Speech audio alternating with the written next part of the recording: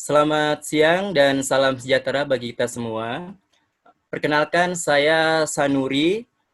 Pada kesempatan kali ini, saya akan menjadi moderator pada sesi ketiga yang diadakan oleh YPPTI ini. Nah, sebelum kita mulai, mungkin saya akan membacakan beberapa tata tertib yang nanti bisa teman-teman perhatikan terkait dengan tata tertib pelaksanaan sesi YPTTI kali ini. Yang pertama yaitu tentunya peserta dalam webinar kali ini harus menggunakan nama asli dari teman-teman itu sendiri. Terus berikutnya adalah peserta yang mendapatkan akses ke Zoom harus berpakaian sopan dan berperilaku sopan saat berlangsungnya webinar itu sendiri. Dan tata tertib yang berikutnya adalah peserta sangat diharapkan untuk mematikan suara atau di-mute saat webinar berlangsung, kecuali sudah mendapatkan izin berbicara oleh moderator atau host. Yang berikutnya adalah peserta diharapkan untuk tidak keluar masuk room meeting, dan peserta yang ingin memberikan pertanyaan bisa dilakukan dengan cara ketik tanya pada pada room chat, lalu dilanjutkan dengan menulis nama, asal instansi, dan juga pertanyaannya secara singkat kepada moderator atau host. Moderator akan menyampaikan kepada pembicara beberapa pertanyaan sesuai dengan materi yang disampaikan. Apabila ada tanggapan dari jawaban pertanyaan pemateri, penanya dipersilakan untuk menanggapi secara langsung atas izin dari moderator. Baik, itu beberapa pertanyaan yang ada beberapa tata tertib dari sesi kali ini, dan nanti saya akan juga membacakan rundown-nya. Jadi nanti kita akan memulai sesi webinar ini dan kemudian ada perkenalan singkat dari YPPTI itu sendiri yang akan disampaikan oleh Kakak Muhammad Firdaus Ismail atau Kak Edo. Dan berikutnya langsung kita akan menyimak bersama-sama pemaparan atau materi dari Kakak Teguh Wibowo. Dan dilanjut tanya jawab dan diskusi serta akan ada dokumentasi dan penutup. Baik teman-teman, sepertinya sudah banyak yang hadir dalam sesi kali ini. Sudah sekitar 60 yang hadir dalam sesi webinar kali ini. Dan kita akan bersama-sama melanjutkan sesi, yaitu sebenarnya siapa mungkin dari teman-teman yang belum begitu paham tentang YPPTI atau Yayasan Pengembangan Pendidikan dan Telematika Indonesia. Jadi apa sebenarnya, bergerak di bidang apa itu YPPTI? Nanti kita akan coba simak penjelasan dari Kakak Edo atau Kakak Muhammad Firdaus Ismail. Kepada Kakak Edo, saya persilakan. Oke, baik, terima kasih Kak Sanuri. Tadi ada yang bertanya, Kak Sanuri YPPTI bukan gitu. Jadi Kak Sanuri ini salah satu penggerak YPPTI yang mendampingi masyarakat Sorong Selatan sampai 2 tahun ya Kak Sanuri ya. Iya Kak Edo, Betul. tahun Oke. pertama ya. Iya, tahun pertama sampai kedua, jadi 2 tahun berada di Sorong Selatan. Baik teman-teman, penjelasan singkat tentang YPPTI, sebenarnya apa sih YPPTI? Bagi teman-teman yang kemarin sudah mengikuti kegiatan ini mungkin sudah cukup familiar. Jadi YPPTI adalah lembaga nirlaba yang bergerak di pendidikan dan telekomunikasi serta informasi, serta irisan di antara keduanya gitu. Jadi sejak awal berdiri tahun 2007, fokus utama YPPTI adalah program pengembangan proses pendidikan dan peningkatan akses pada sektor telematika di sekolah-sekolah vokasi, yakni SMK dan Politeknik.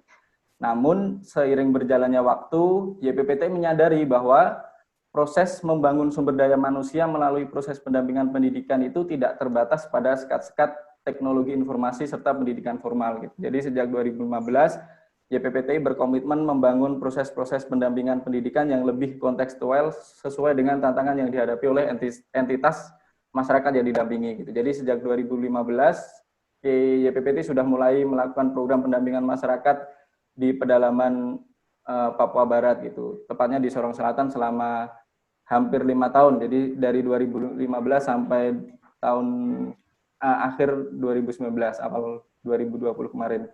Jadi seperti saya, Kak Sanuri, kemarin Kak Sandy, Kak Teguh adalah orang-orang yang terlibat aktif dalam program pendampingan YPPTI di Sorong Selatan. Nah, visi misi kami sendiri, jadi visi YPPTI adalah membangun sumber daya manusia Indonesia yang unggul dan berdaya saing melalui pendidikan kontekstual. Sedangkan misinya ada 2 tersebut, turut serta mengembangkan dan memperkaya sistem pendidikan di Indonesia, baik secara formal maupun informal gitu.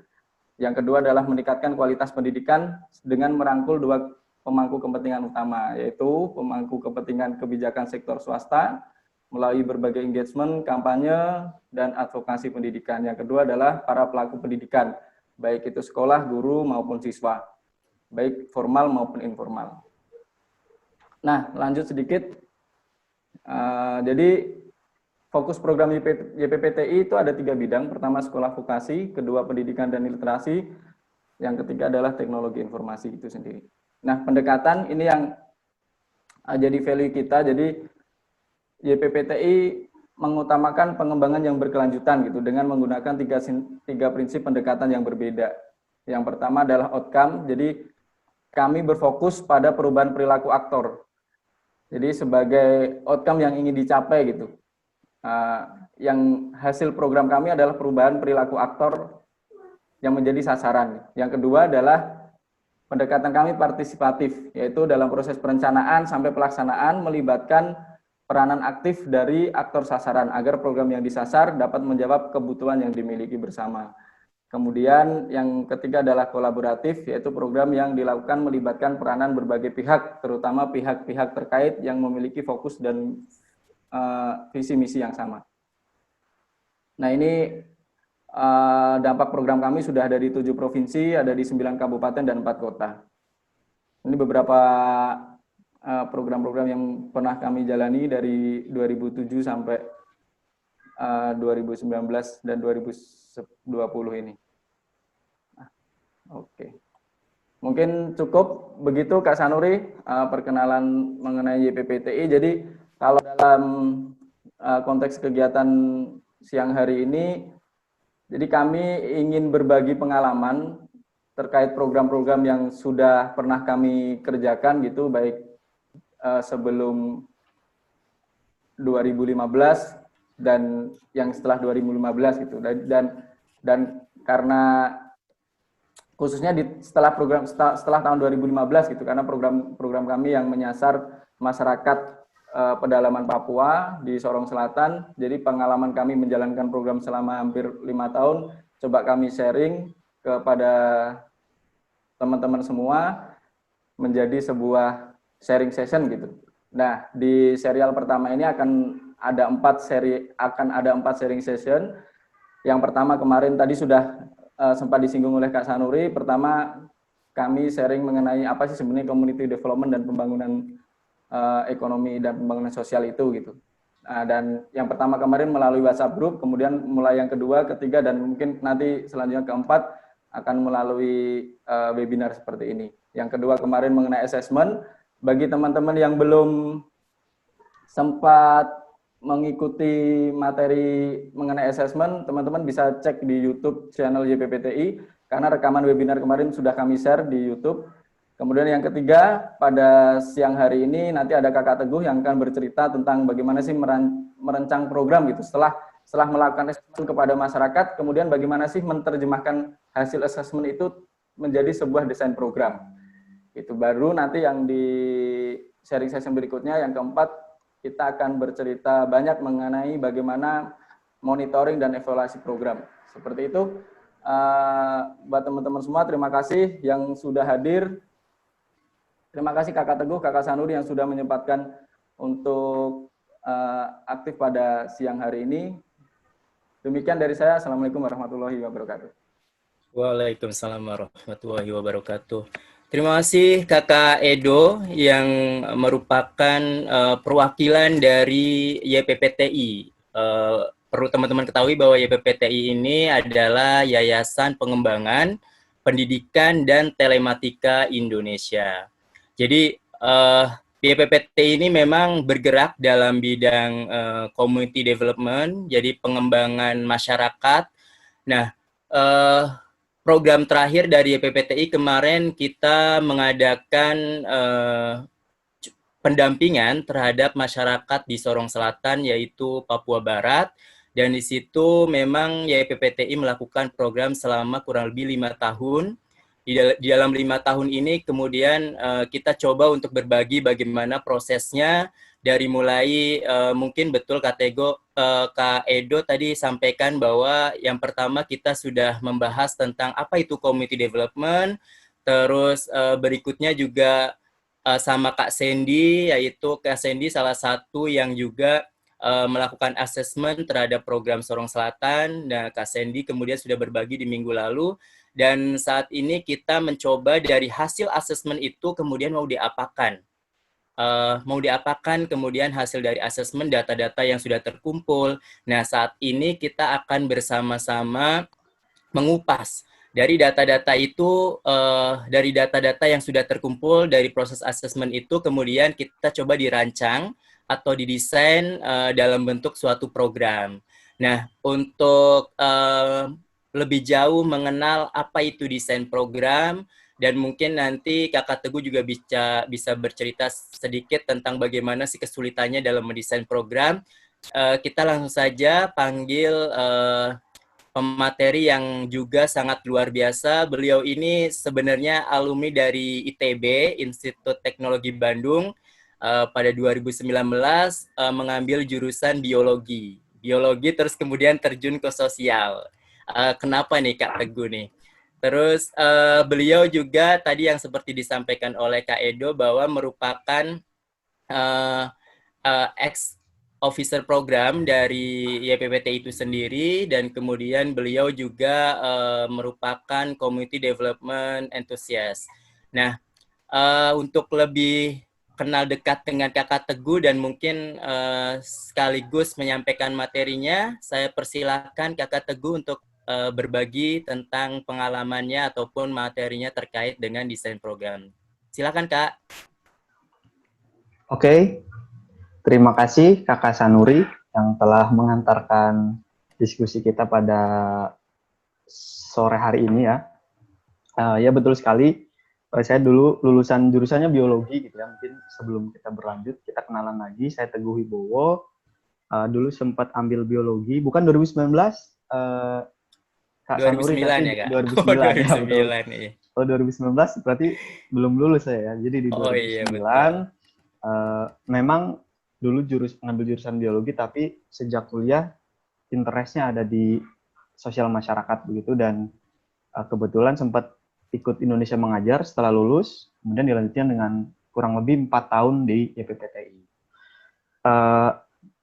Teman-teman selamat datang. Ini adalah jujur aja ini adalah pertamanya saya di Zoom webinar begitu ya. Jadi mohon maaf jika nanti ke depan ada banyak-banyak hal teknis yang agak kurang pas begitu, tapi mudah-mudahan kita bikin interaktif mungkin. Oke, langsung saja ya. Saya akan coba bercerita kurang lebih sekitar maksimal 1 jam, teman-teman, terkait dengan bagaimana kita memformulasikan sebuah desain program community development atau pengembangan masyarakat yang kontekstual dan berkelanjutan. Kenapa kontekstual dan berkelanjutan itu penting?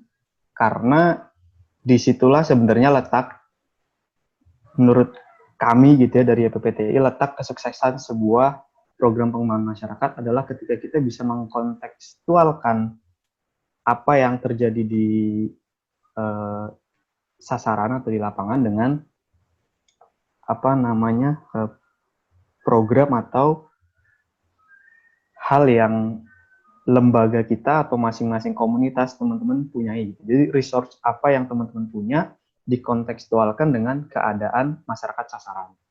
Kemudian kenapa berkelanjutan? Karena yang ingin kita lakukan adalah supaya program yang akan kita buat nanti itu tidak hanya berhenti setelah kita pergi atau setelah program selesai. Jadi program punya keterbatasan sumber dana, sumber daya, dan juga waktu gitu ya. Jadi misalkan program hanya berjalan 1 atau 2 tahun, diharapkan setelah 2 tahun tetap terjadi kelanjutan dari apa yang sudah kita kerjakan atau intervensi sosial yang telah kita kerjakan. Kira-kira begitu.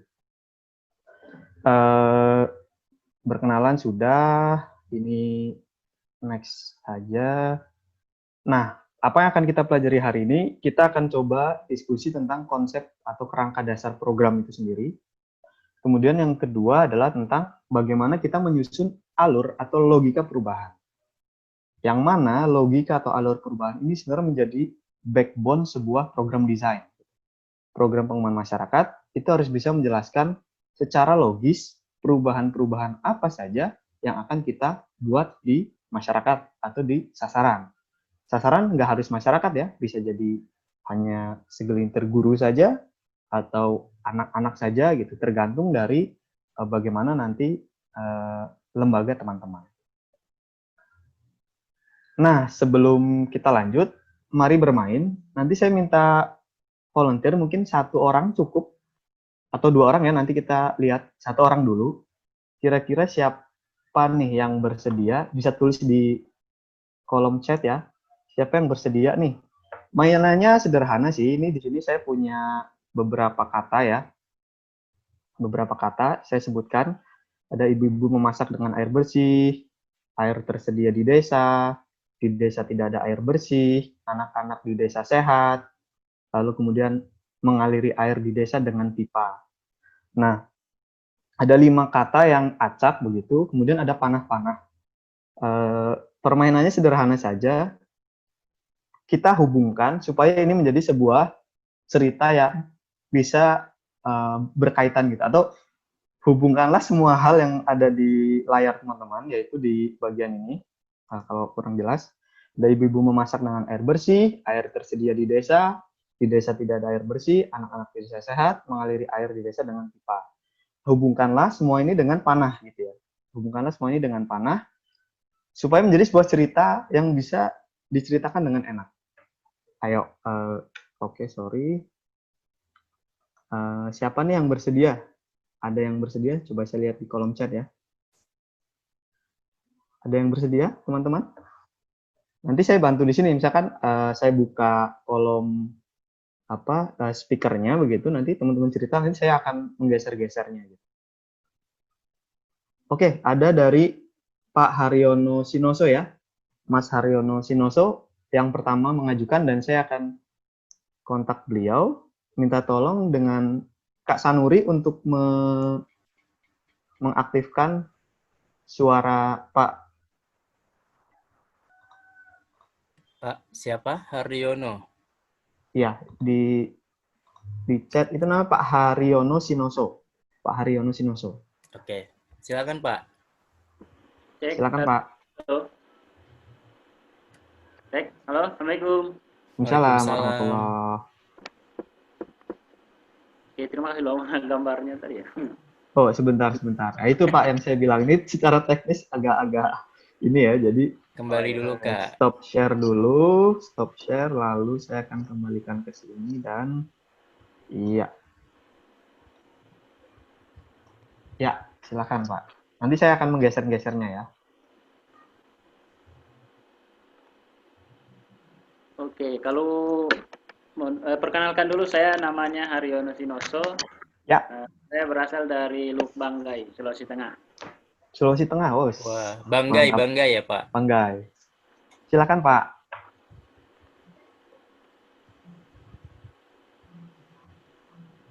Baik, kalau saya melihat di sini, yang pertama di sini di desa tidak ada air bersih.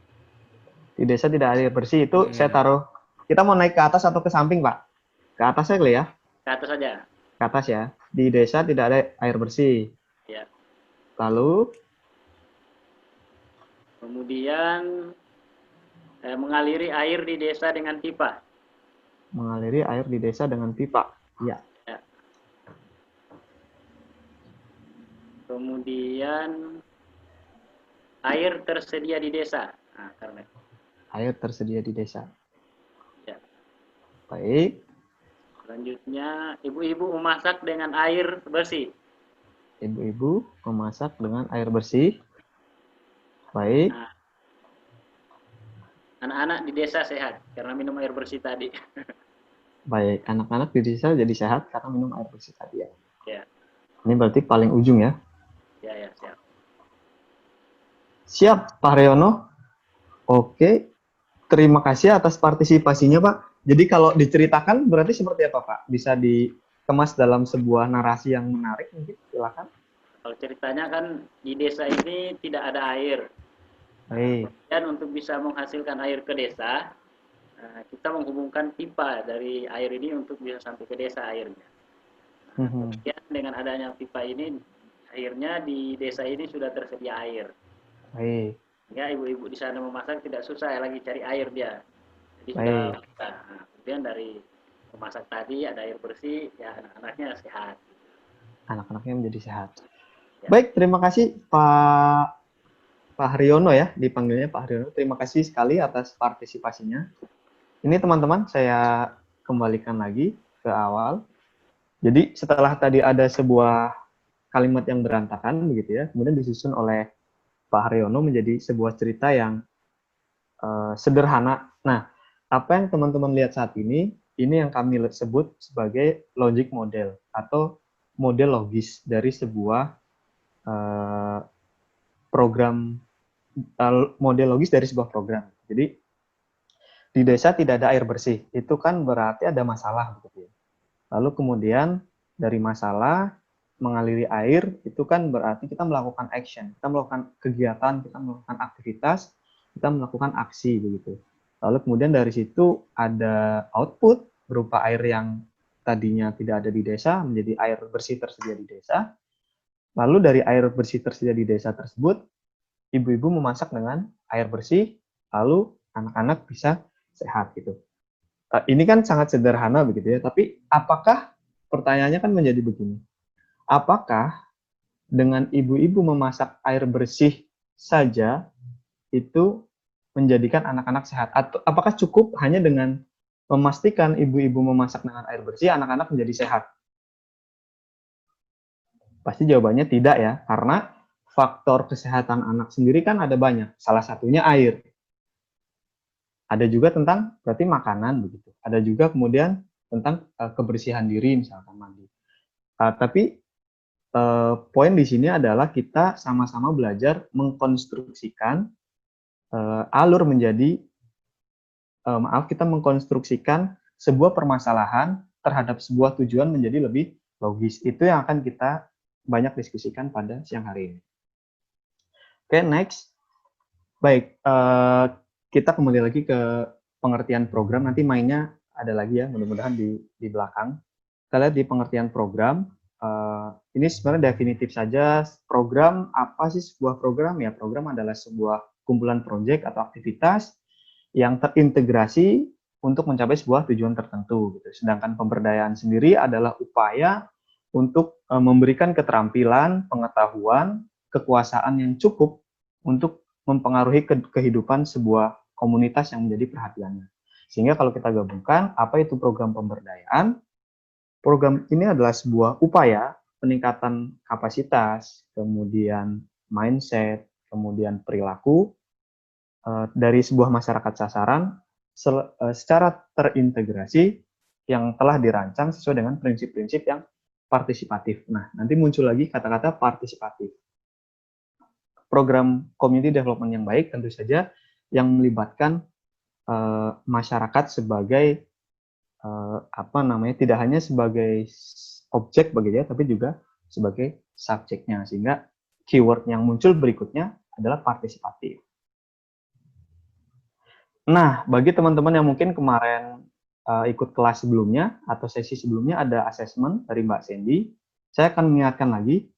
Di sini ada gambaran umum program, gambaran umum sasarannya, kemudian aktor-aktor kuncinya, masalah utama dan potensinya yang ditemukan pada saat assessment.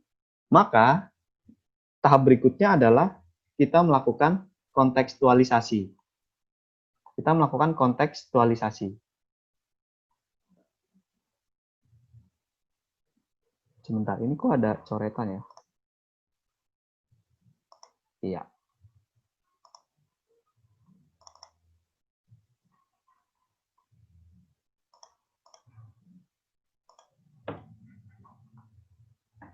Jadi setelah kita tahu gambarannya, aktor-aktornya, masalah potensinya, kita mengkontekstualisasikan itu.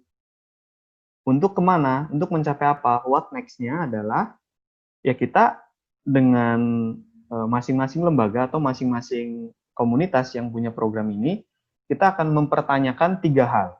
Utamanya 3 hal. Yang pertama, sejauh apa sumber daya yang kita miliki mampu membersamai komunitas sasaran untuk tumbuh, baik dalam menyelesaikan masalah maupun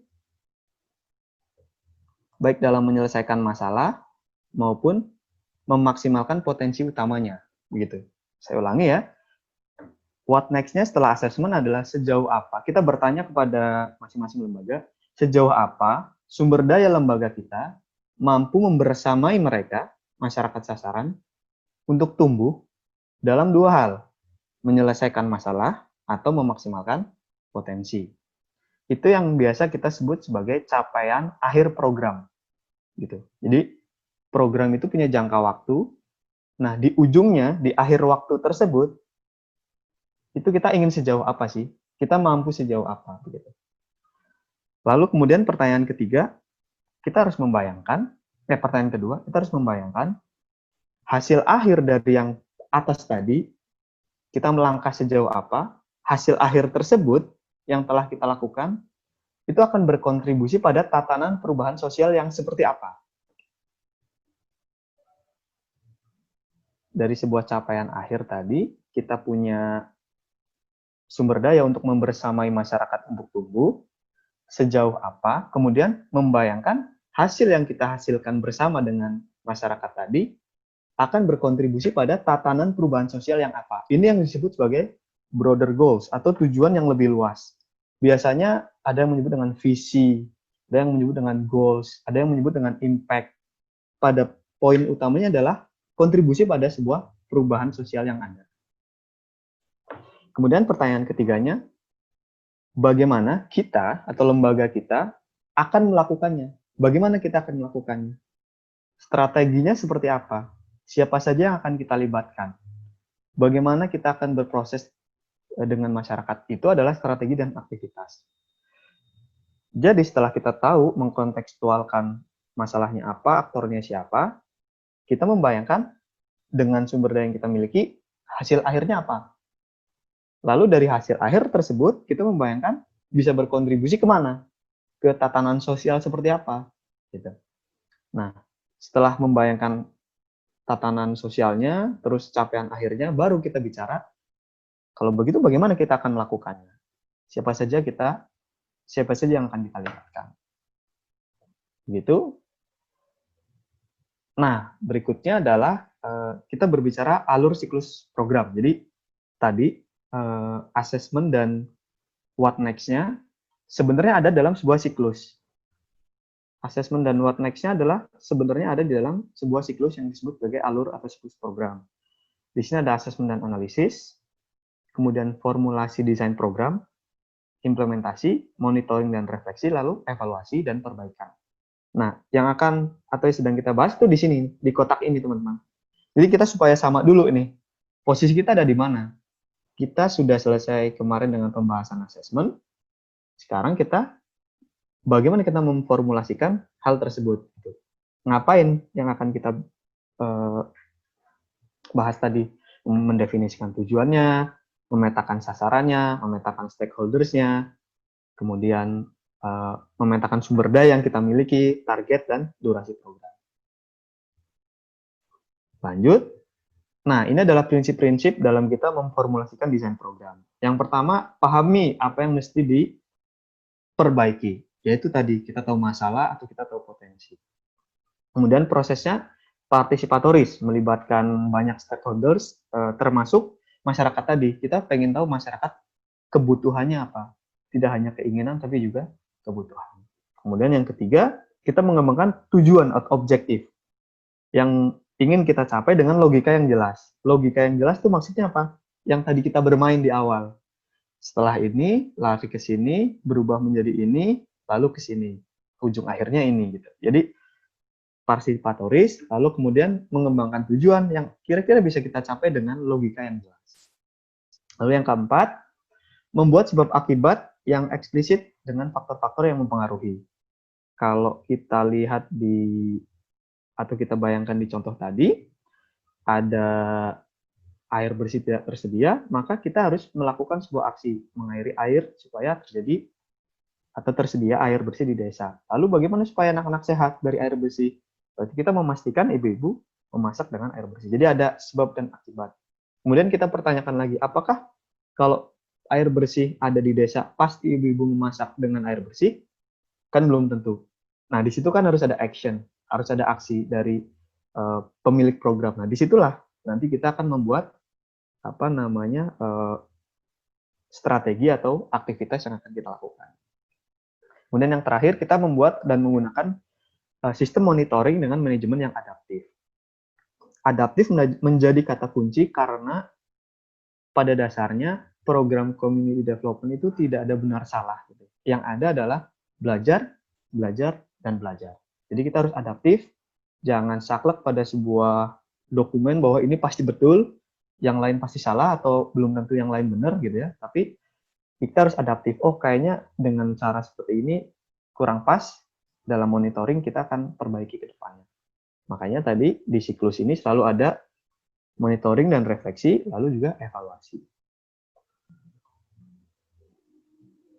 Next, kalau tadi kita udah bicara siklus, nah idealnya kita setidaknya punya 3 aktivitas. Kontekstualisasi, diulang-ulang lagi sama saya. Kontekstualisasi apa sih sebenarnya? Memetakan gambaran sasaran program, aktor yang akan dilibatkan, dan penerima manfaatnya siapa. Lalu logic model adalah mendeskripsikan perubahan-perubahan yang mungkin dicapai oleh program. Tadi itu ya, kita mau mencapai apa sih dengan sumber daya yang kita miliki, mau membersamai tumbuh seberapa jauh, kemudian diturunkan ke belakang lagi, harus apa, sampai kita tahu apa yang akan kita lakukan sebagai aktivitas. Lalu yang terakhir adalah membuat rencana kerja, atau ya biasa disebut work plan gitu ya. Rencana kerja yang lebih teknis. Oh, dilakukan durasinya sekian, durasinya sekian. Ini biasanya di sini nih, yang pakai tabel-tabel itu di rencana kerja. Nah, kalau logic model lebih ke penjelasan logis seperti apa yang akan kita buat gitu untuk mencapai sebuah perubahan di masyarakat atau di sasaran.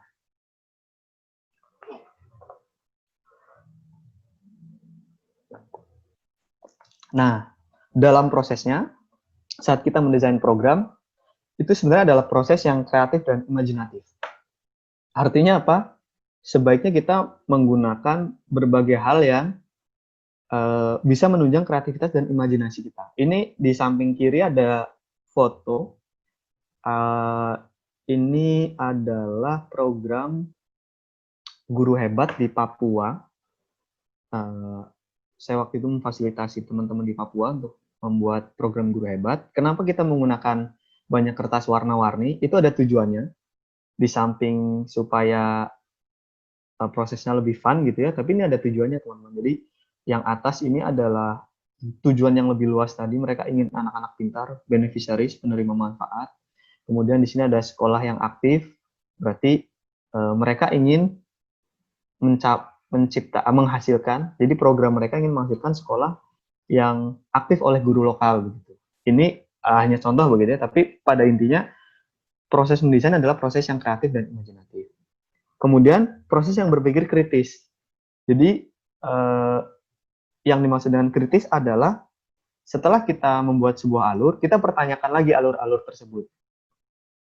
Bagi yang mengikuti dari awal, tadi kita bermain di awal ada coba ya kita kembali ke awal. Kenapa sih disebut sebagai proses berpikir kritis begitu ya? Karena contoh,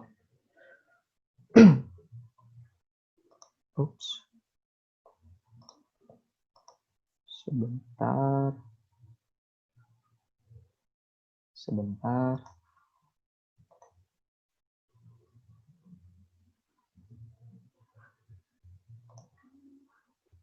Sebentar. Ini yang muncul di teman-teman ya, yang di permainan awal tadi. Kita harus berpikir kritis. Kita kan ingin punya tujuan jangka panjangnya dalam membuat anak-anak sehat gitu.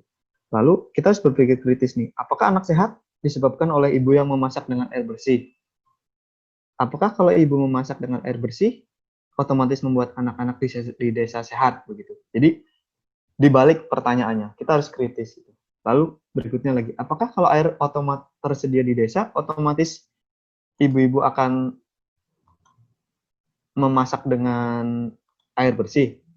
Apakah yakin langsung memasak dengan air bersih? Bagaimana dengan kebiasaan-kebiasaan lama yang masih memasak dengan air sungai misalkan? Jadi proses-proses berpikir kritis juga sangat diperlukan dalam kita merencanakan atau mendesain sebuah program pengembangan. Nah, lalu apa yang sebenarnya akan kita susun? Yang akan kita susun adalah logic model, atau mungkin ada yang sering dengar gitu ya teman-teman istilah teori perubahan, theory of change, logical framework atau LFA, logika perubahan dan lain. Itu sebenarnya sama. Intinya kita menjelaskan secara logis perubahan-perubahan tahap-tahapnya seperti apa. Nah, ini adalah hierarki logika perubahannya teman-teman. Saya adaptasi dari modul logika perubahannya Solidaritas dan Clear Horizon dari Australia. Mungkin kita sering dengar impact, dan ada outcomes, ada output, ada activities, ada input. Tapi juga kita sering mendengar ada tujuan, ada capaian akhir atau outcomes, ada hasil antara, hasil langsung, dan kegiatan. Yang kira-kira kalau saya deskripsikan adalah tujuan yang lebih luas atau broader goals itu tujuan jangka panjang yang diharapkan dicapai melalui kontribusi di capaian akhir. Jadi tanggung jawabnya pemilik program atau pengelola program itu bukan di broader goals atau bukan di impact. Kita sudah tidak bertanggung jawab terhadap impact. Kita hanya bisa berkontribusi terhadap impact. Tapi kita harus bertanggung jawab terhadap outcomes yang telah kita susun atau capaian yang ingin kita capai. Ini ada tujuannya warna hijau, kemudian warna biru. Jadi, saya ulangi pelan-pelan. Impact atau tujuan yang lebih luas atau goals, broader goals, itu adalah sebuah mimpi atau perubahan tatanan sosial yang lebih besar yang diharapkan dikontribusikan lewat program kita.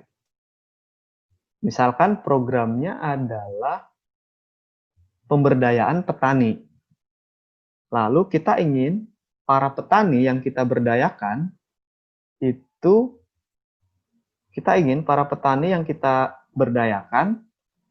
punya penghasilan atau ekonominya meningkat gitu.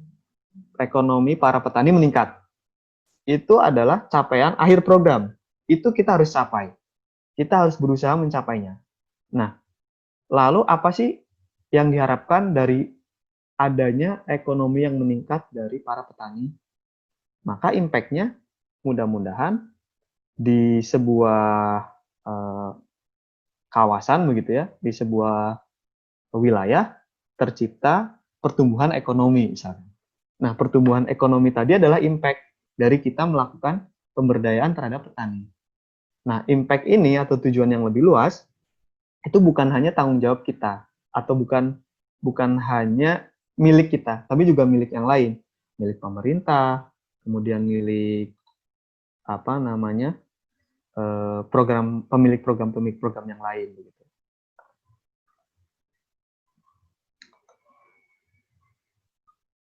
Oke, nanti akan ada sesi tanya jawab ya, pasti lebih seru nih ditanya jawab. Berikutnya ada outcomes atau capaian yang ingin kita capai ya. Jadi capaian yang ingin kita capai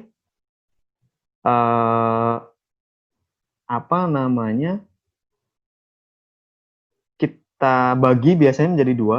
Yang ini adalah end of program outcomes atau biasa disebut EOPO gitu ya, sama intermediate outcomes. Jadi hasil-hasil antara apa yang kita akan capai sampai mencapai akhir program. Lalu di yang warna orange itu adalah hasil langsung dan output, kemudian kegiatan. Nah, inilah yang dilakukan oleh teman-teman sebagai aktivitas atau kegiatan yang biasa disebut sebagai program gitu. Begitu. Next. Nah, ini tadi ruang lingkup program, teman-teman. Ini ada 3 lingkaran. Ini adalah input, activities, output, lalu di sini adalah outcomes, dan di sini adalah impact. Jadi yang berwarna orange ini adalah sphere of control, jadi ruang kendali atau lingkup kendali. Kita hanya bisa mengendalikan sampai sini. Lalu kita mengupayakan supaya atau kita mempengaruhi ruang pengaruh kita itu sampai ke outcomes. Jadi dari kita melakukan aktivitas, kita mengharapkan sebuah perubahan terjadi dalam tataran outcomes. Sementara impact ini lebih kepada ruang atau lingkup kepedulian. Jadi impact akan tercapai ketika kita mencapai outcomes. Tapi sekali lagi program hanya bertanggung jawab sampai yang berwarna biru.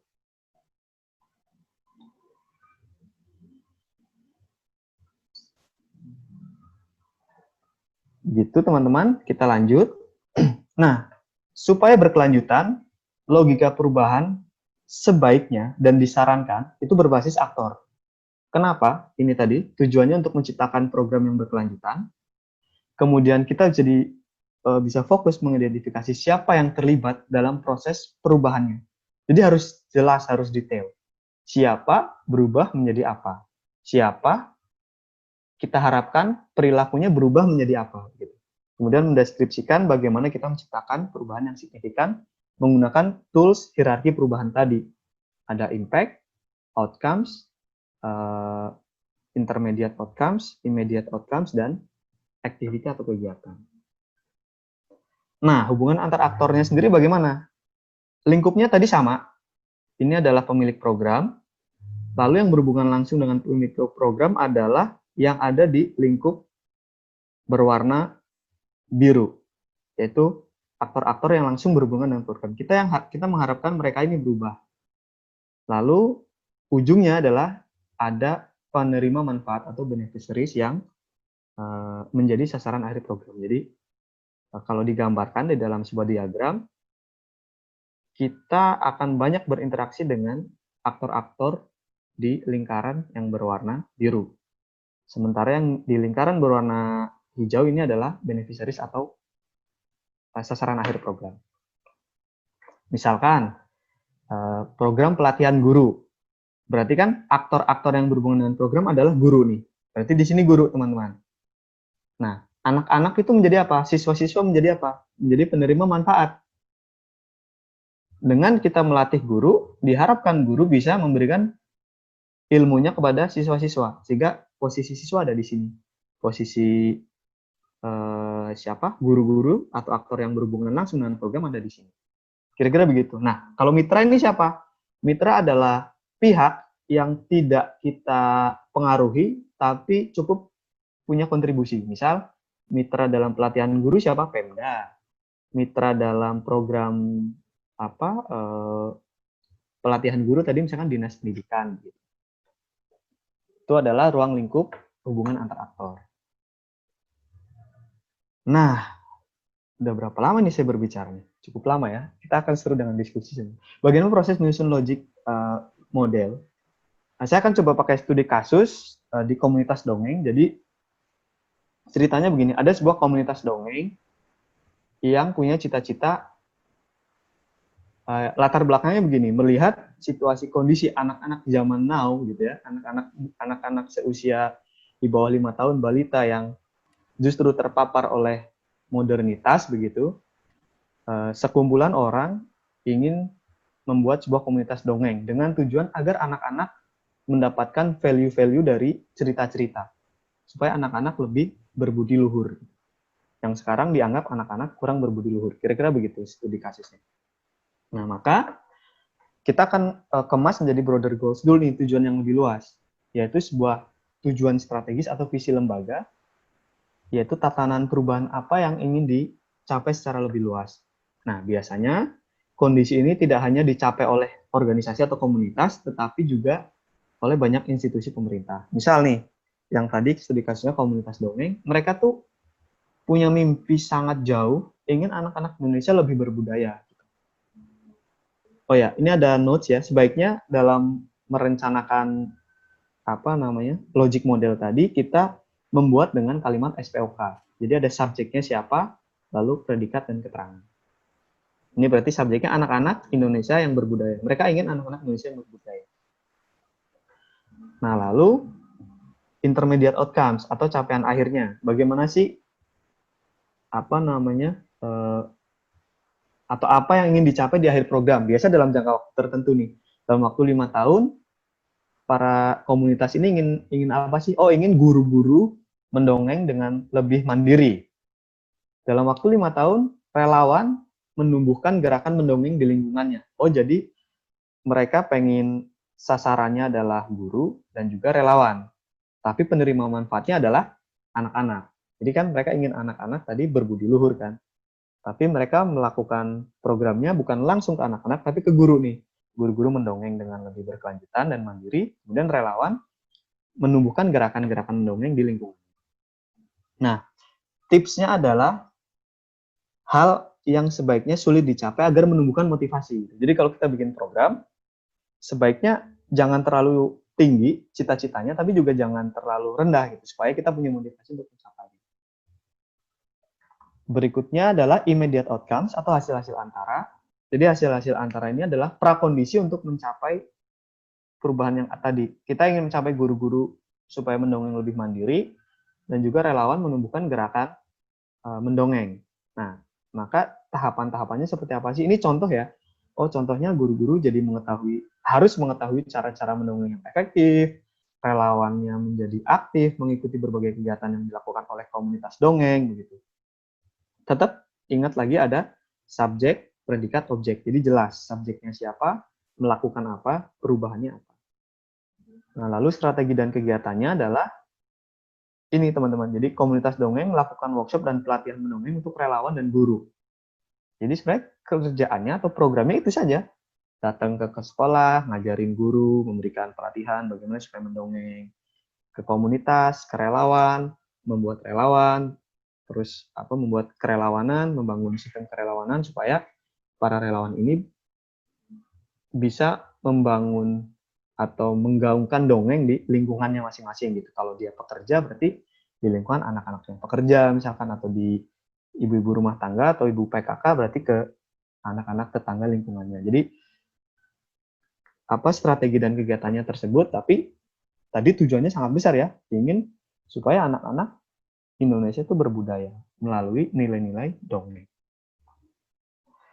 Nah, kalau disusun menjadi seperti ini sangat kasar ya teman-teman, sebagai contoh gambaran saja bahwa kita harus firm dulu dengan ini, dengan masing-masing perubahan seperti apa, logikanya seperti apa, alurnya seperti apa. Kita harus firm dulu kalau ingin membuat desain program. Ini contohnya gitu ya, tadi anak Indonesia berbudaya. Oh, berarti gimana sih kita ingin supaya guru-guru mendongeng dengan berkelanjutan dan mandiri di sekolah, relawan menumbuhkan gerakan. Bagaimana cara mencapainya? Berarti guru-guru harus mengetahui teknik mendongeng nih. Harapannya dengan guru-guru mengetahui teknik mendongeng, maka guru-guru bisa secara aktif atau mandiri melakukan dongeng di sekolahnya. Lalu bagaimana sih supaya relawan menumbuhkan gerakan mendongeng di lingkungannya? Berarti kita harus melibatkan relawan secara aktif untuk ikut kegiatan komunitas dongeng. Nah, ini adalah strategi yang dilakukan. Itu gambaran. Jadi kalau digambarkan begini ya, broader goals atau tujuan yang lebih luas, ini, terus capaian akhirnya adalah tadi, sudah dijelaskan, hasil antaranya, kemudian kegiatan pengaruh, dan kegiatan landasan. Kegiatan landasan itu biasanya assessment, misalkan, atau pembuatan modul. Pokoknya kegiatan yang kita lakukan sebelum melakukan kegiatan yang bisa mempengaruhi komunitas untuk mencapai sebuah hasil akhir program. Nah, kalau tadi kita sudah menyusun ini, baik yang berupa jalur ataupun berupa tabel. Pertanyaan berikutnya adalah, apakah logika perubahan bisa berubah atau salah? Jawabannya, ada yang mau jawab, bantu jawab di chat mungkin? Saya tanya ya, apakah logika perubahan bisa berubah atau salah?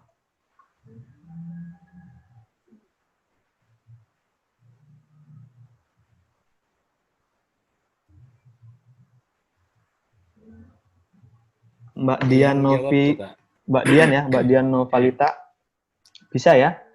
Bisa. Logika perubahan bisa salah, bisa berubah, baik.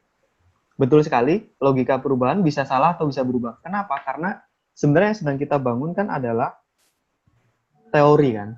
Tadi saya bilang di awal, dalam proses community development itu udah nggak ada benar salah. Yang ada adalah kita belajar. Dan logika perubahan atau apa namanya, logic model itu adalah sesuatu yang hidup. Dia adalah dokumen hidup. Dia nggak boleh seperti kitab suci gitu ya, kita percaya begitu saja, tidak boleh. Karena apa? Karena konteksnya berbeda.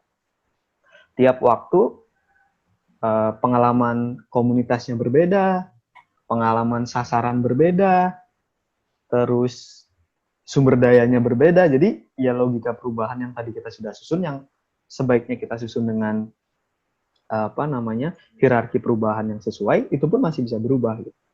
Sesuai dengan konteks waktu dan perubahan yang terjadi di masing-masing komunitas.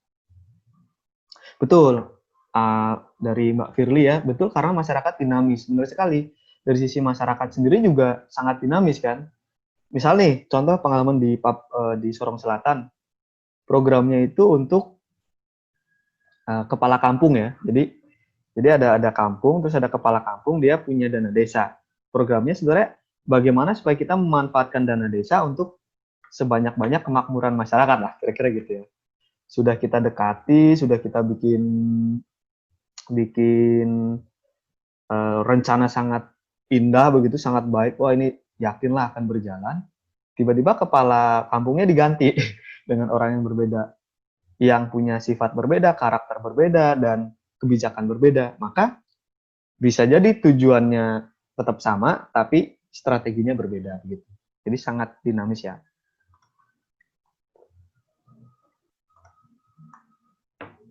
Nah, setelah tadi teman-teman bisa memastikan alur-alur perubahannya dengan lebih jelas, lebih clear begitu ya, baru turun ke rencana kerja. Ini yang lebih apa ya? Lebih teknis lah begitu, kayak oh, potensinya apa, capaian atau hasil yang diharapkannya apa, kegiatannya apa, penerima manfaatnya siapa, mitranya kalau ada siapa, misalkan mitranya tadi kalau contoh program apa namanya, petani begitu ya, mitranya mungkin dari dinas pertanian begitu. Terus durasi pelaksananya berapa lama. Ini rencana kerja yang lebih teknis, yang lebih mudah dimonitor. Nanti dari turun ke rencana kerja, maka lanjutnya ke siklus monitoring evaluasi dan selesai gitu. Lalu ada perubahan, perbaikan atau pembelajaran, kita perbaiki lagi di desain program. Begitu teman-teman. Nah, ini ada sedikit insight sebelum kita diskusi. Ini sudah menjelang akhir, supaya saya nggak terlalu panjang berbicara.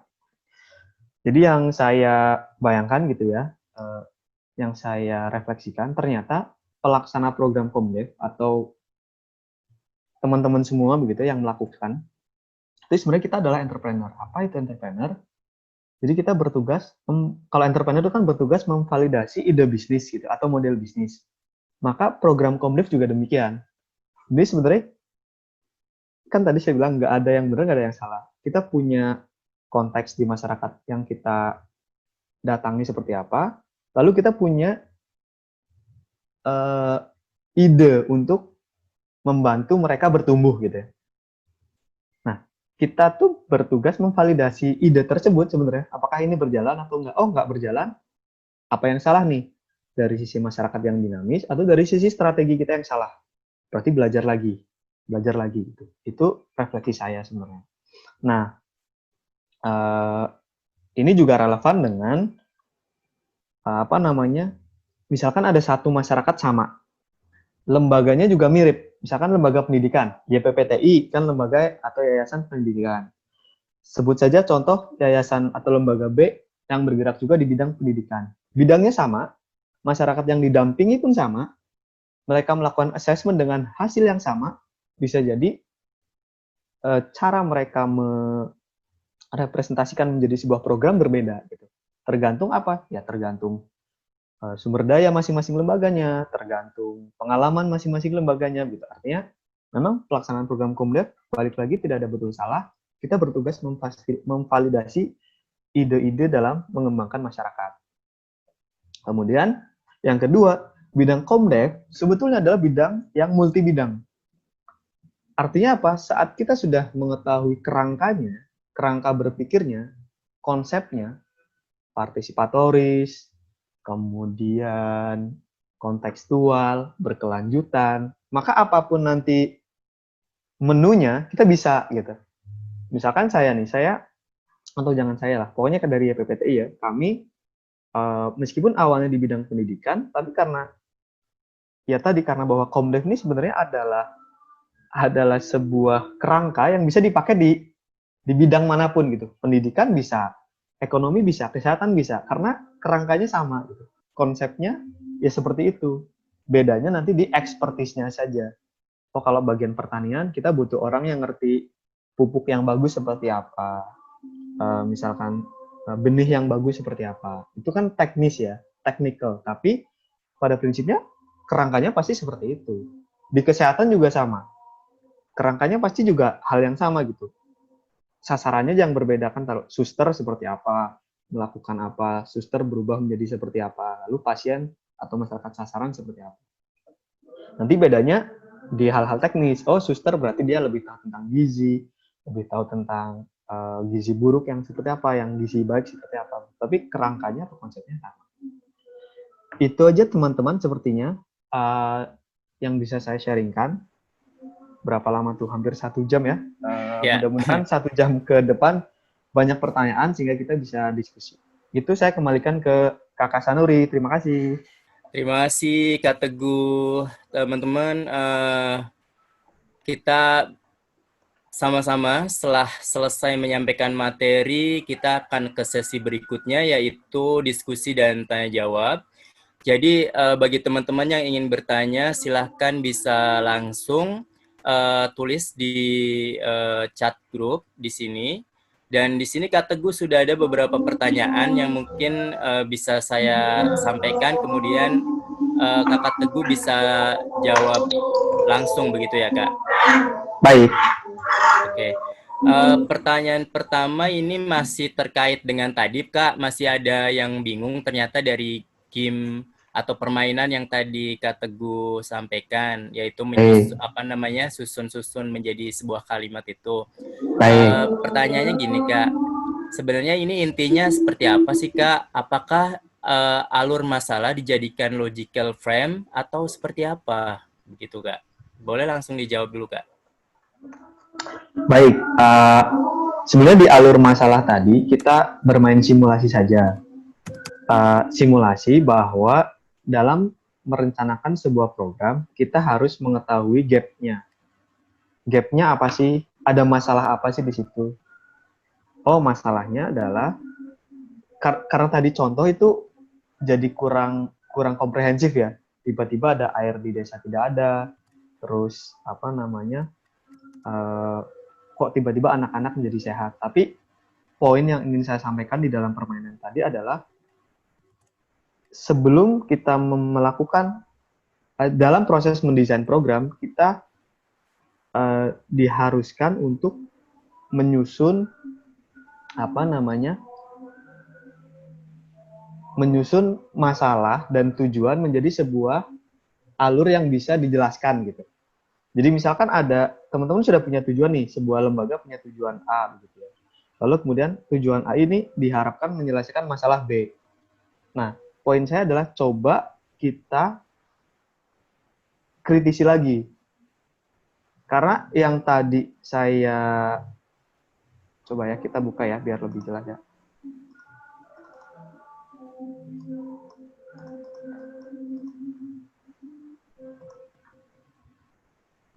Ups.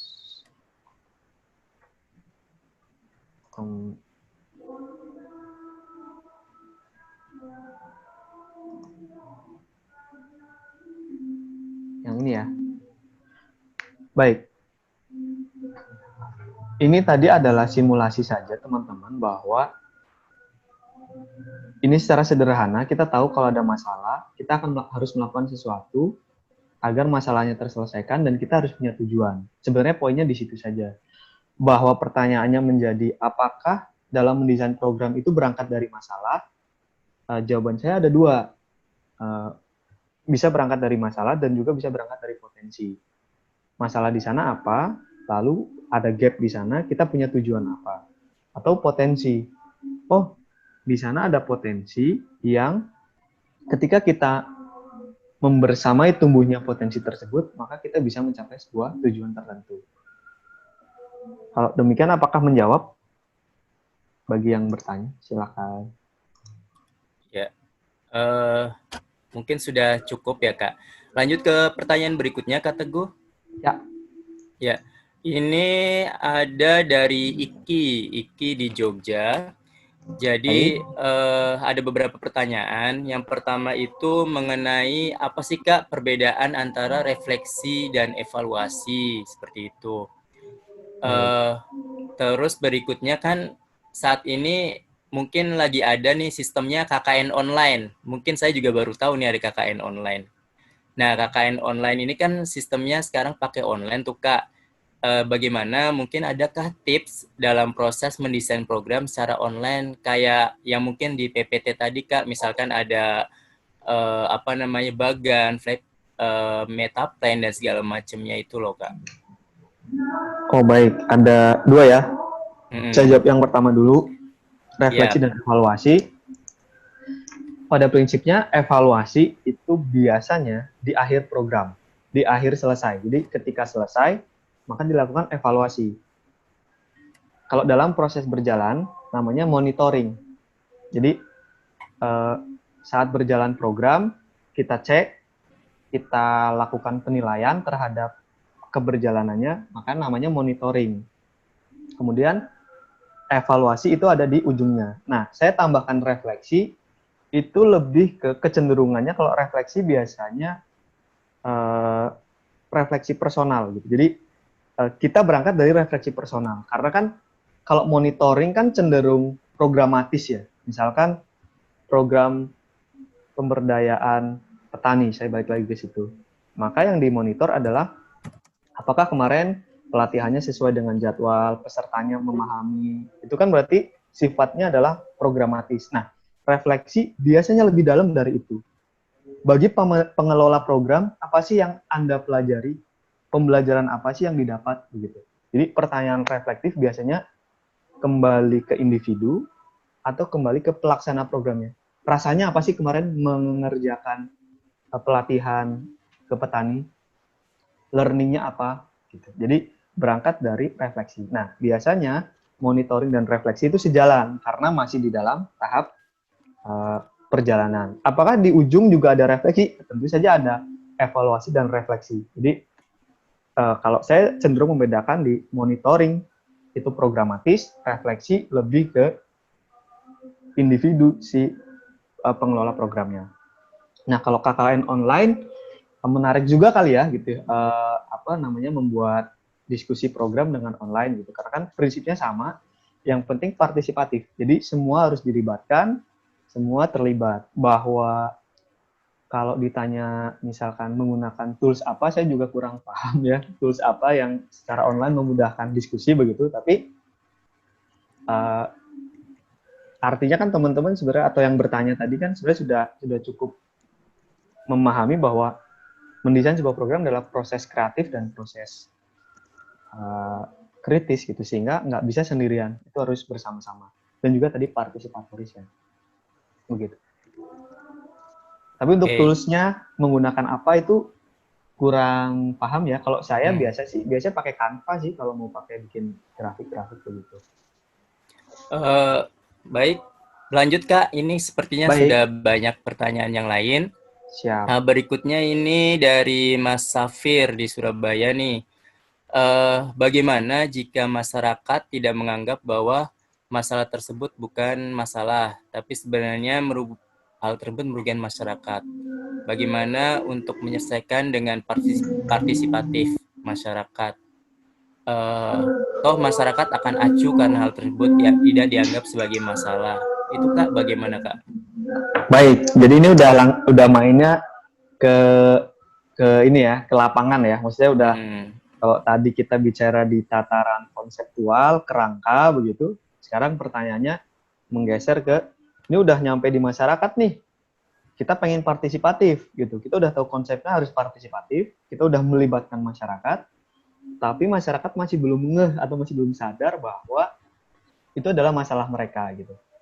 Nah, itu sebetulnya wajar terjadi di mana-mana karena memang salah satu tujuan program yang sedang kita lakukan justru membuat mereka memahami hal tersebut gitu. Jadi jangan-jangan yang perlu ditarik adalah langkahnya gitu. Oh, supaya mereka paham masalah, berarti kita harus melakukan prekondisi dulu. Misalkan, kalau biar lebih kontekstual, kita kasih gambaran apa ya, contoh, umpamanya begini, ada pensiunan,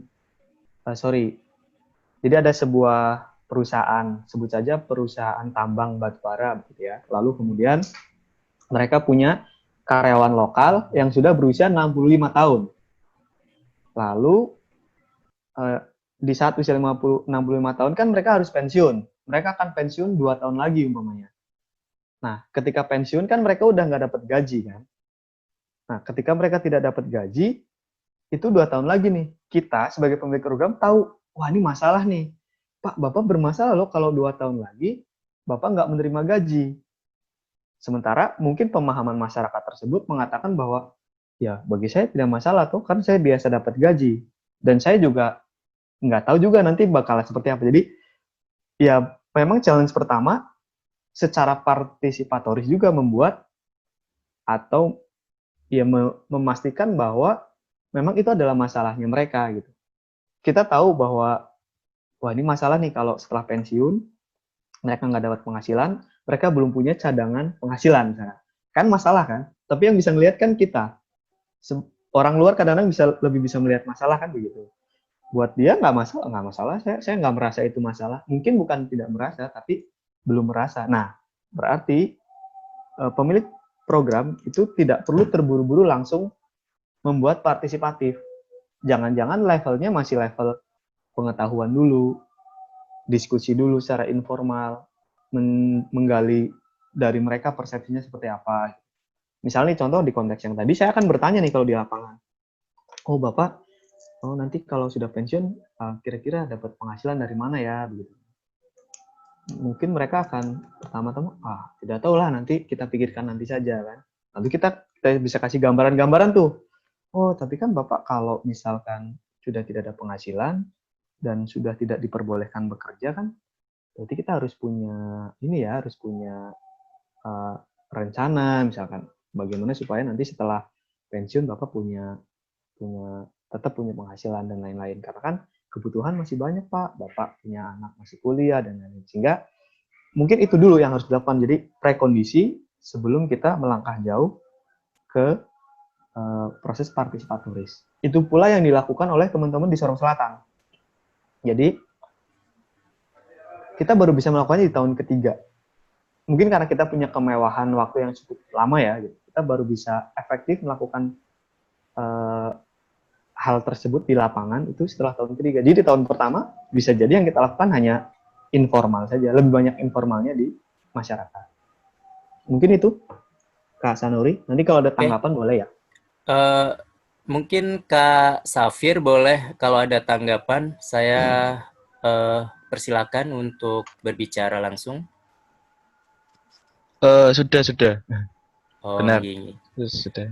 Baik, terima kasih. Terima kasih. Ya, sama-sama. Selanjutnya Kak Teguh, ini pertanyaan nyambung tadi terkait dengan waktu pelaksanaan dari program itu sendiri. Di sini ada juga beberapa pertanyaan dari audiens. Yang pertama mengenai waktu. Kira-kira waktu dalam Komdev ini berapa lama sih Kak waktunya gitu? Berbicara tentang waktu ini berapa lama idealnya seperti itu Kak? Terus boleh langsung dijawab? Ya, kalau ditanya waktu ideal, jawabannya tidak ada waktu ideal, tidak ada waktu ideal. Karena semua tergantung dari sumber daya, sumber dana, sumber energi. Jadi, dan juga tergantung tujuan. Misalkan contoh, programnya hanya, misalkan pelatihan menjahit, begitu ya. Tujuannya supaya meningkatkan kapasitas para penjahit. Ada namanya pelatihan menjahit. Ternyata cukup hanya untuk 3 kali pelatihan.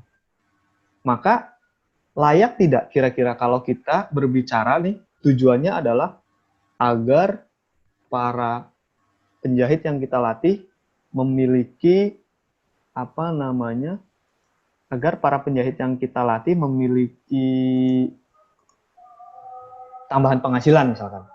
Itu kan terlalu jauh. Padahal sumber daya kita, dana kita cuma bisa untuk pelatihan 3 kali. Berarti bisa jadi tujuan tadi kita turunkan. Kalau cuma 3 kali, kira-kira hanya bisa sampai ke tahap, oh mereka mengupgrade diri deh. Gitu. Para penjahit mengupgrade diri. Tujuannya jadi, oh para penjahit memiliki kemampuan yang lebih dalam membuat pola baju misalkan. Kalau tadinya nggak bisa menjahit, 3 kali pelatihan bisa bikin pola sendiri nih, pola desain pola baju misalkan. Itu kan lebih relevan ya. Jadi kita turunkan ekspektasi tujuannya karena kita cuma punya sumber daya untuk 3 tadi. Waktunya berapa? Ternyata cuma 3 kali pelatihan. Gitu. Nah, di sisi yang lain, sama-sama tentang komunitas penjahit, yang tadi hanya sampai meningkatkan kemampuan, yang ini sudah sampai ke tataran ekonomi. Karena mungkin sumber daya si lembaga tersebut banyak uangnya. Saya bisa nih kalau bikin mereka bisa tambahan penghasilan dari menjahit. Pertama saya akan melakukan pelatihan. Kedua saya akan melakukan pelatihan, pertama pelatihan menjahit, kedua pelatihan marketing misalkan. Supaya mereka bisa memasarkan produk hasil jahitannya ke masyarakat luas lewat e-commerce misalkan begitu ya. Maka kalau sumber daya si lembaga itu cukup, bisa jadi programnya 1 tahun, 2 tahun, tergantung balik lagi ke sumber daya yang dipunyai oleh lembaga tersebut. Dan tujuannya. Jadi itu hal yang tidak bisa dipisahkan. Begitu, Kak Sanuri? Nah, ini nyambung, tapi ini lebih spesifik, Kak. Ya. Kalau waktu dari Monef itu sendiri, itu seperti apa? Baiknya rentang Monef itu per berapa lama? Apakah dibuat rutin per kuartal, semester, atau per tahun, atau bagaimana? Ini Monefnya. Monefnya ya. Kalau kita pakai gambaran mungkin Indonesia Mengajar ya. Indonesia Mengajar itu kan programnya 1 tahun. Kalau tidak salah menggunakan semester ya. Jadi semester pertama dilakukan monitoring, semester kedua dilakukan monitoring. Itu mungkin secara teknis mempermudah mereka. Kalau di program Sorong Selatan, di YPPTI, dulu kita melakukannya 1 tahun 3 kali. Jadi per 4 bulan ya, kuartal ya. Kuartal 1, kuartal 2, kuartal 3. Lalu, itu adalah program-program yang jangka panjang. Biasanya kalau programnya sampai 1 tahun atau 2 tahun, biasanya 3 bulanan. Nah, tapi ada juga yang program-program jangka pendek, 6 bulan, ya tinggal disesuaikan saja. Misalkan 6 bulan ya mungkin 2 bulan sekali. Penentunya sih biasanya adalah, kalau di pengalaman kami penentunya itu hal baru apa gitu. Contoh ya, misalkan programnya tadi 6 bulan. 2 bulan pertama kita ingin mencapai perubahan, ini contoh yang jahit lagi lah biar gampang. Kita ingin sampai mereka bisa menjual hasil jahitan lewat e-commerce. Itu tujuan akhirnya. Di 2 bulan pertama, strategi kita memberikan pelatihan menjahit. Nah, berarti 2 bulan itu kita monitor tuh. Jadi kayak ada checkpoint-nya. Checkpoint pertama, gimana sih pelatihan menjahitnya? Kita evaluasi. Oh, begini toh. Interest mereka seperti ini. Dievaluasi, dimonitor maksudnya.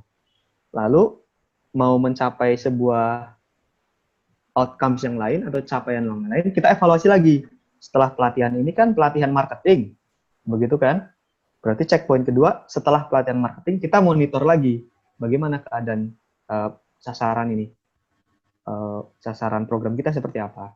Lalu di akhir, setelah selesai, mereka sudah dapat akun e-commerce begitu, suruh untuk jualan sendiri dengan produk mereka sendiri. Berikutnya dievaluasi lagi, gimana jualannya, laku berapa, tidak laku berapa, modal berapa, seperti itu. Jadi bisa jadi kalau nggak pakai waktu, mainnya nggak pakai waktu, tapi main pakai checkpoint capaian yang ingin dilihat atau dimonitor, seperti itu. Ya, mungkin Kak Tegar bisa menambahkan langsung. Ya, ya terjawab sih. Makasih banyak tadi Mas Teguh udah ngejawab pertanyaannya. Jadi sebenarnya sih menyesuaikan aja ya Mas ya, kondisinya dari program yang kita lakukan, apakah dengan checkpoint atau dengan waktu yang ada gitu ya. Ya, betul. Ya sih Mas, kejawab. Makasih banyak Mas Teguh. Sama-sama. Ya, sama-sama. Pertanyaan juga, beberapa pertanyaan berikutnya dari Mbak Nurul Khotimah di Surabaya.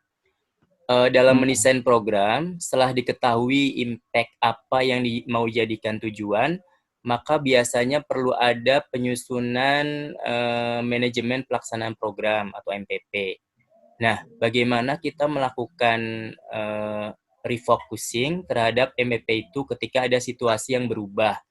Dan kira-kira aspek apa saja yang akan diubah? Apakah bisa sampai teknis seperti anggaran, timeline, dan sebagainya? Padahal waktu dan dana kita bisa jadi terbatas. Jadi, paham Kak Teguh atau perlu saya bacakan kembali? Saya sambil baca, tapi nggak apa-apa Sanur kalau mau parafrase juga boleh. Iya, jadi sambil saya baca ini. Sebenarnya kan setelah kita mau mendesain program nih Kak, bagaimana kemudian kita kan ketahui impact-nya itu atau tujuannya itu sudah ada seperti itu. Tapi dalam perjalanannya itu ketika menyusun MPP atau tadi manajemen pelaksanaan program, bagaimana ketika ada situasi yang berubah, kira-kira aspek apa saja yang diubah? Apakah bisa sampai teknis seperti anggaran, timeline, dan sebagainya, padahal waktu dan dana kita terbatas seperti itu. Baik. Sampai aspek apa saja yang kiranya bisa diubah? Itu apakah bisa sampai teknis, anggaran, timeline, dan sebagainya? Sangat bisa. Karena kalau ditanya kenapa bisa, karena seperti yang saya bilang tadi, bahwa tidak ada yang benar dan tidak ada yang salah.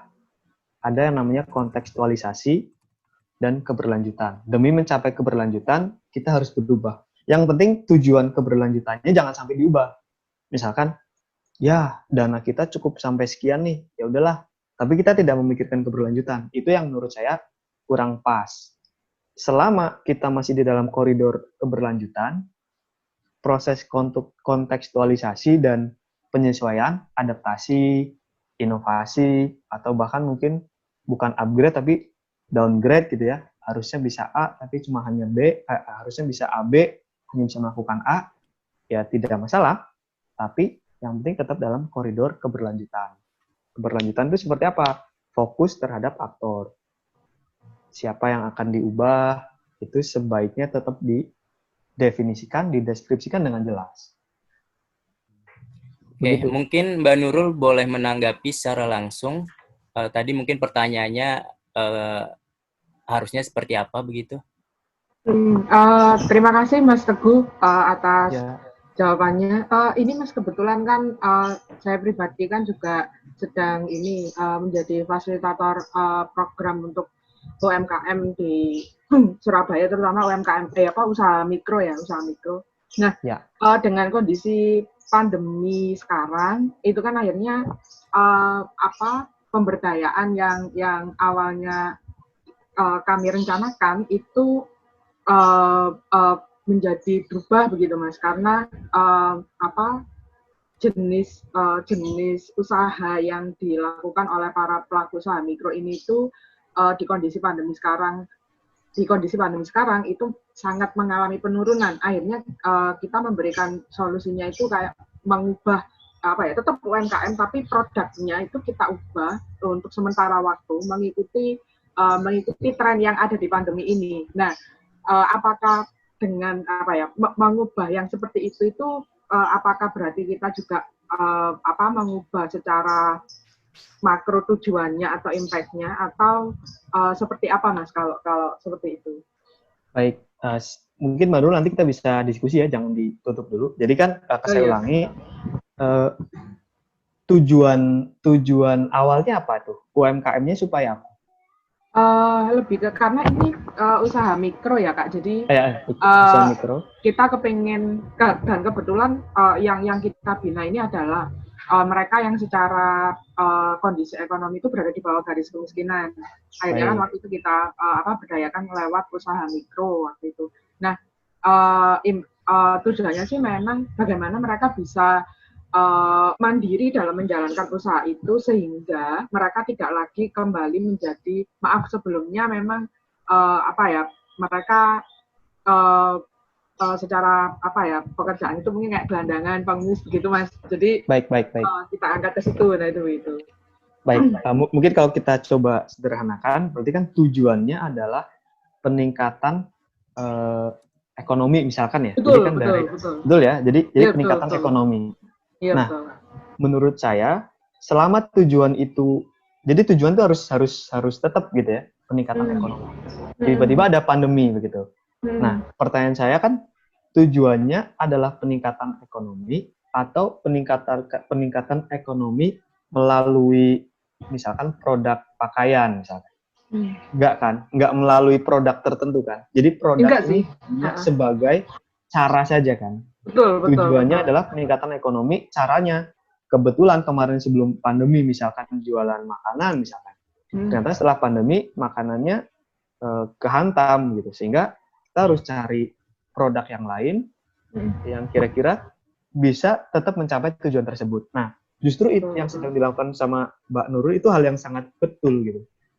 Jadi kita tuh jangan terpaku pada cara, tapi terpakulah kepada tujuan. Tujuannya peningkatan ekonomi, itu kan sebagai girohnya ya, sebagai motivasi dan semangatnya lembaganya Mbak Nurul kan. Iya, betul. Jangan diubah dong, itu tidak layak diubah menurut saya. Yang diubah adalah caranya. Kalau sebelumnya usaha mikronya makanan, ternyata kena hantam COVID misalkan. Oh, kita sekarang jualan masker misalnya contoh. Nah, jualan masker adalah cara, sehingga ada 1000 cara mencapai peningkatan ekonomi. Menurut saya yang dilakukan oleh Mbak Nurul dan kawan-kawan sudah sesuai gitu. Oke, thank you Mas Teguh buat jawabannya. Semakin meneguhkan nih, soalnya ketakutannya refocusing yang kami lakukan itu mungkin kurang pas atau seperti apa itu begitu. Jadi makanya saya tanyakan tadi kan gimana ya refocusing yang tepat kalau misalkan ada situasi yang global gitu. Oke, thank you banget nih Mas Teguh jawabannya. Oke, Mbak Nurul. Terima kasih Mbak Nurul pertanyaannya. Kak Teguh, mungkin kita 2 pertanyaan lagi ya sebelum kita akhiri. Ini pertanyaan berikutnya dari Kak Rio di Surabaya. Kak mau tanya, apakah mungkin sebuah program Komdev menimbulkan ketergantungan masyarakat pada si perencana program? Contohnya mungkin di sini program pelatihan guru, tapi guru yang dilatih jadi terus-terusan minta untuk diberi pelatihan, seperti itu Kak. Apakah mungkin ada ketergantungan pada si perencana program? Baik, kepada Kak Rio atau Pak Rio, mungkin sekali. Mungkin sekali, dan itu biasanya terjadi pada program-program yang berupa pelatihan tapi tidak ada tindak lanjutnya, atau program sekali pertemuan tapi tidak ada tindak lanjutnya. Misal pengalaman misalkan di program PKK begitu ya, saya pernah di sebuah area begitu di wilayah Jakarta Utara, kita mengadakan pelatihan untuk ibu-ibu PKK. Nah, selesai pelatihan, pada saat kita bertanya ke ibu PKK tersebut, selesai pelatihan, yang ingin kita follow up adalah apakah hasil pelatihan ini diterapkan di lingkungannya, kan begitu.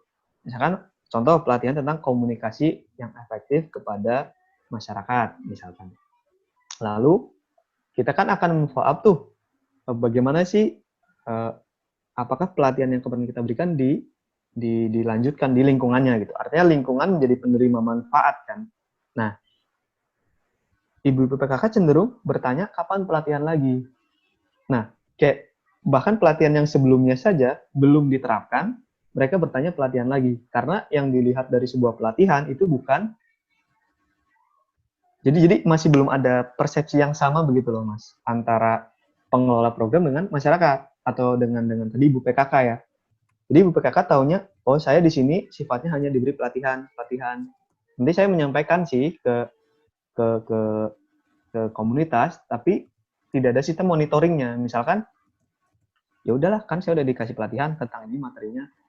Terus apakah diterapkan Bu? Apakah Ibu menerapkan strategi komunikasi yang efektif dalam menyampaikan persebaran COVID misalkan, atau dalam menyampaikan, enggak, saya nggak melakukannya. Kapan lagi pelatihan? Jadi ya mungkin sekali sasaran itu bergantung pada pengelola program. Nah, solusinya bagaimana atau bagaimana supaya itu tidak terjadi? Partisipatif tadi harus dikedepankan. Jadi misalkan Ibu saat ini guru-guru sudah dikasih pelatihan misalkan metode kreatif dalam mengajarkan matematika gitu. Materinya tentang perkalian misalkan. Ya udah, Ibu guru harus bisa menyampaikan itu ke guru-guru yang lain dan juga ke siswa-siswanya misalkan. Terus ketika ibunya nanya lagi, kita ganti. Berarti pematerinya bukan dari kita lagi pengelola, tapi mungkin bisa juga dari si gurunya tersebut. Gitu. Sehingga ada peningkatan dari yang awalnya peserta menjadi pemateri. Dari yang pemateri menjadi, jadi kayak TOT begitu Mas, training of talent. Tapi itu harus didesain dari awal. Begitu. Oke. Silakan Mas. Silakan Mas Rio, boleh menanggapi atau ada yang perlu ditanyakan lagi? Berarti tadi yang saya tangkap, setelah dikasih program pelatihan itu harus dibikin kayak habis ini mau lanjutannya apa gitu ya. Betul, harus di-challenge tuh ibu-ibunya. Habis ini kelanjutannya apa? Nanti yang dimonitor kelanjutannya tersebut gitu. Sebelum pelatihan berikutnya. Jadi mereka tergantung terhadap pelatihan. Jadi sifatnya nanti bukan tergantung, tapi mereka itu berarti butuh kan. Mereka butuh pelatihan. Mas, saya udah bisa nih pelatihan yang A. Mau lagi dong pelatihan yang B, tapi ada motivasi lebih gitu bahwa oh dia mau meningkatkan, mengupgrade dirinya melalui pelatihan. Sebenarnya itu bagus ya, mereka pingin dapat pelatihan itu bagus. Sudah jelas, terima kasih. Oke, terima kasih. Pertanyaan terakhir nih sepertinya untuk sesi kali ini sudah banyak sekali pertanyaan yang masuk, dan ini mungkin yang terakhir itu dari Iren di Medan. Apakah tujuan pemberdayaan masyarakat harus selalu perubahan perilaku masyarakat? Bagaimana jika bersinggungan dengan tradisi atau budaya masyarakat setempat? Misal budaya kawin tangkap di Sumba dan sebagainya. Itu gimana Kak Teguh? Apakah tujuan pemberdayaan masyarakat harus selalu perubahan perilaku masyarakat? Bagaimana jika bersinggungan dengan tradisi atau budaya masyarakat setempat? Baik, tidak. Jadi tidak harus. Jadi tujuan program atau goals-nya program pemberdayaan masyarakat itu tidak harus perubahan perilaku, memang. Tapi kenapa pendekatan yang kita yakini begitu ya? Kalau ada berbagai macam pendekatan pemberdayaan, yang kami yakini dari YPPTI adalah perubahan perilaku, karena itu adalah salah satu prasyarat agar tercipta keberlanjutan begitu. Tapi pada prinsipnya tidak harus atau tidak hanya ya, mungkin tidak hanya perubahan perilaku, ada juga tentang cara pandang, perubahan mindset, ada juga tujuan community development atau tujuan program Komdev yang berupa situasi atau keadaan saja gitu, tidak harus sampai terjadi perubahan perilaku. Itu ada. Nah, Ini menarik kalau terkait dengan budaya masyarakat setempat, misal nih budaya kawin tangkap di Sumba. Nah, mungkin bisa dibuka Mbak Iren, bisa diperjelas supaya Oke, lebih. coba saya unmute dulu. Silakan Mbak Iren. Oh, ya, selamat sore. Ya, Halo. selamat sore. Selamat sore Oh, Mbak ya. Iren. Ya, boleh Ya, Mbak Ya, Iren. masuk. saya hanya ingin tahu, kan kadang ketika kita melakukan assessment, ternyata kita juga memperoleh informasi-informasi yang agak bertentangan dari segi, maksud saya tadi misalnya ada budaya yang sepertinya tidak pas untuk zaman sekarang ini.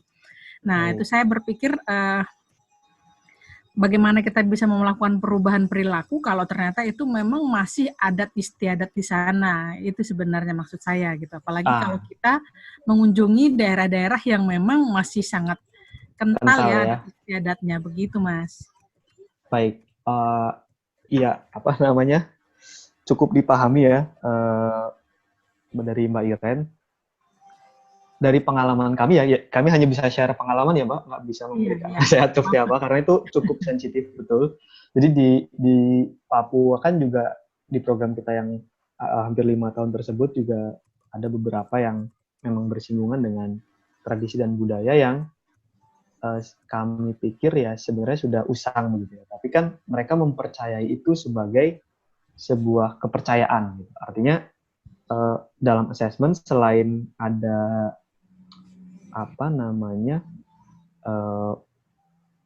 religiusitas berupa agama juga banyak kepercayaan-kepercayaan yang di luar nalar dalam tanda kutip orang-orang yang biasa hidup di tempat lain lah, kan kira-kira begitu. Buat mereka itu sesuatu yang sangat diyakini, sangat logis dan sudah menjadi budaya. Memang kalau sudah sampai sejauh itu sih, paling yang kita pun dulu dari YPPTI memang memilih untuk tidak mengambil jalan tersebut ya. Jadi kecuali itu sangat bertentangan ya. Misalkan apa ya contohnya, kalau tadi kawin tangkap itu boleh jadi terlalu ini ya. Misalkan intinya sih gini Mbak, apa namanya, bisa jadi itu proses yang sangat panjang gitu, dan yang perlu dipertanyakan adalah apakah betul dari pemilik program atau pengelola program akan menjadikan itu sebagai salah satu tujuan utama, atau sebenarnya masih ada basic needs lain yang bisa kita intervensi lah kira-kira begitu. Mungkin kayaknya di pertanyaan itu untuk memilih dari Mbak Iren ya. Karena kalau sudah menjadi budaya, apalagi itu yang sudah bertahun-tahun dan cukup sensitif ya, karena ujung-ujungnya kan nanti jadi penolakan tuh kalau belum nggak bisa kan itu sudah jadi budaya kita. Nah itu malah jadi tidak strategis lagi. Oke. Cukup Mbak Iren atau bagaimana? Ada tanggapan lagi? Enggak, terima kasih untuk tanggapannya. Saya hanya agak mencoba berempati saja karena begitu banyak budaya yang ada di Indonesia dan betul. Saya tertarik untuk memang saling sharing pengalaman itu aja kok Mas. Terima kasih. Siap. Thank you Mas. Terima kasih Mbak Iren. Pertanyaan dari Mbak Iren sepertinya pertanyaan terakhir untuk sesi kali ini. Terima kasih pemateri kita Kak Teguh Wibowo, sudah 2 jam kita bersama. Boleh satu lagi nggak? Ya boleh. Nah, jadi ada pertanyaan yang kayaknya beberapa terlewat dan menurut saya cukup penting untuk dijawab ya. boleh. Dijawab gitu ya. Mana Kak? Ini pertanyaannya 2 nih dari siapa, top down nih dari Mbak Santi ya, Jogja, yang dilanjutkan dengan Mbak Evawani Muslika terkait dengan top down atau bottom up. Teman-teman, top down itu identik dengan kebijakan. Biasanya kebijakan A nanti turun ke bawah. Nah, dalam proses pemberdayaan itu idealnya dari bottom up. Semua itu berawal dari bawah. Assessment itu adalah bagian dari cara kita mengetahui di bagian bawah, gitu. Di bagian bottom, di bagian grassroots assessment. Kemudian ketika kita diskusi, tadi kan saya jelaskannya dari atas. Atas itu misalnya dari tujuan, turun ke capaian, turun ke output, turun ke kegiatan. Itu bukan berarti atau bukan artinya itu adalah top down ya, tapi itu adalah cara pengelola program mempersepsikan masyarakat sasarannya. Oh, masyarakatnya seperti ini, kira-kira kita kayaknya bisa mencapai perubahan ini deh dengan sumber daya yang kita punya. Nah, berikutnya, apa yang telah kita rancang tadi, itu sebaiknya kita konfirmasi kembali dengan masyarakat sasaran.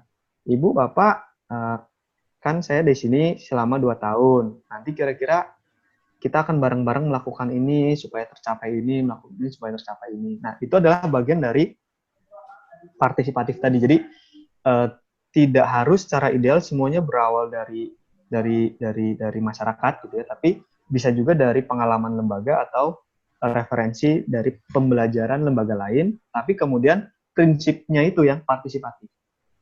Bahwa kita merencanakan dari tujuan turun ke bawah, turun ke bawah, turun ke bawah, itu adalah cara kita melogikakan sebuah program. Tapi dalam prakteknya itu idealnya dalam proses Komdev itu ya bottom up.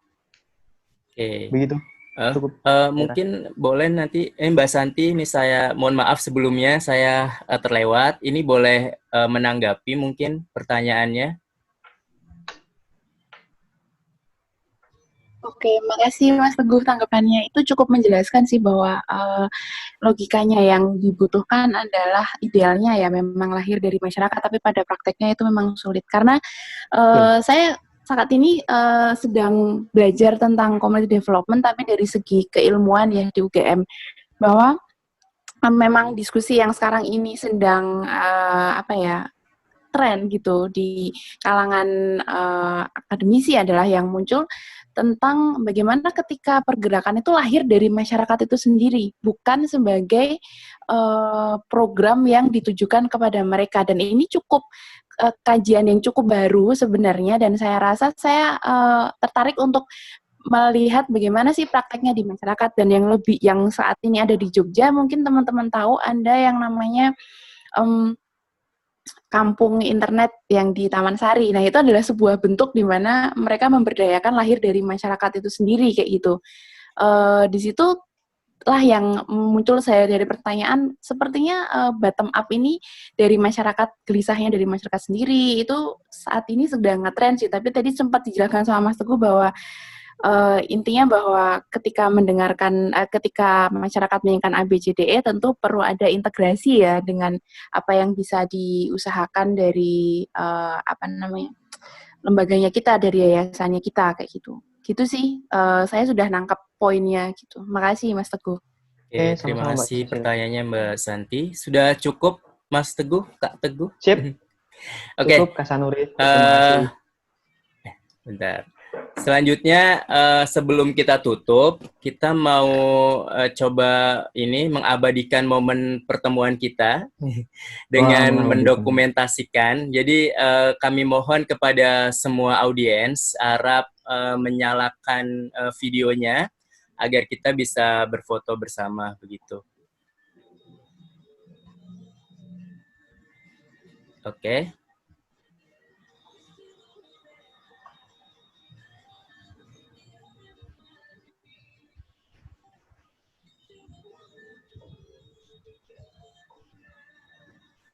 Oke.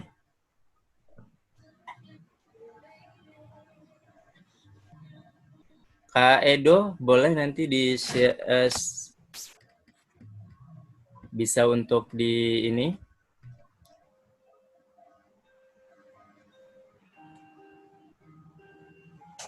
Oke. Satu. Boleh yang lain yang masih ditutup. Videonya boleh ditampilkan ini wajah-wajahnya biar bisa terlihat semua bersama-sama. 1, 2, 3. Oke, sekali lagi. 1, 2, 3. Oke. Terima kasih teman-teman sudah hadir bersama kami di sesi ketiga YPPTI.